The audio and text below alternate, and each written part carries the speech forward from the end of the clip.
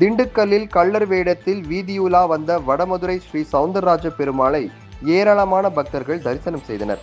திண்டுக்கல் மாவட்டம் வடமதுரையில் அமைந்துள்ள அருள்மிகு சவுந்தரராஜ பெருமாள் திருக்கோவில் சித்திரை திருவிழாவை முன்னிட்டு சவுந்தரராஜ பெருமாள் கடந்த 11ஆம் தேதி பல்லக்கில் சென்று முள்ளிப்பாடி அருகே ஆற்றில் இறங்கினார்.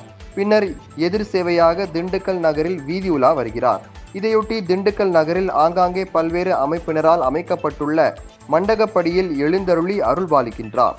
இதன் தொடர்ச்சியாக திண்டுக்கல் நாகல்புதூர் காளியம்மன் கோவில் அருகே 104வது ஆண்டு திரு அவதார மண்டகப்படியில் கேசவ வாகனத்தில் எழுந்தருளிய சுந்தரராஜ பெருமாள் ராமர், கிருஷ்ணர், மோகினி உள்ளிட்ட அவதாரங்களில் பக்தர்களுக்கு அருள்பாலித்தார். பின்னர் பூ பல்லக்கில் கள்ளர் வேடம் தரித்து வீதி உலா வந்தார். அவருக்கு சிறப்பு திருமஞ்சனமும் தீப ஆராதனையும் காண்பிக்கப்பட்டது.